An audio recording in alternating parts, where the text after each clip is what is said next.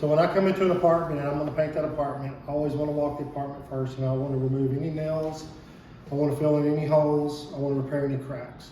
So I'm gonna use this right here as an example, and this right here. So one thing that I do is I'm gonna take this crack. I know that it could crack again, but with this amount of time that it's gonna take me to fix this, I can repair this numerous times. I'm gonna take my knife and I'm gonna follow that crack.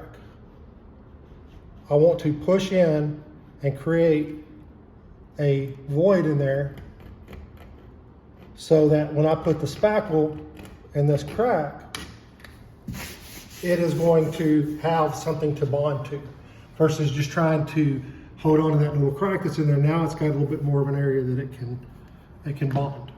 I'm gonna take spackle. I like to use the tube spackle. It costs a little bit more money, but at the same time, it saves money because you're not having to, it goes bad in those little cans. And I'll come in, I'll go at an angle, and I'll fill in that crack. And I'll go at both angles. If I have an area like right here where I can see there's a little bit of a void, I'll simply come over here and put a little bit more mud. And as I'm doing this, I'm pushing it in. So I'm going at an angle and I'm pushing it in to fill all of those voids. When this is dry, it's gonna turn white. And you could literally take a wet sponge and lightly rub over the top of this, and this will be perfectly smooth when the patch is done. Next thing I see a lot of times is people will come in here and they'll put caulking over the top of this, or on top of here, and it's gonna look like a mess because you're not getting rid of the part that's raised.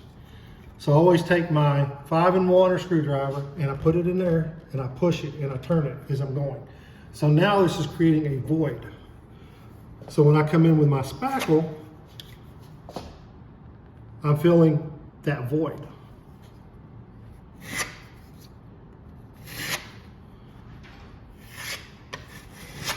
So as you can see up here, you couldn't even see that that was a void before, but now you can see how that filled that in.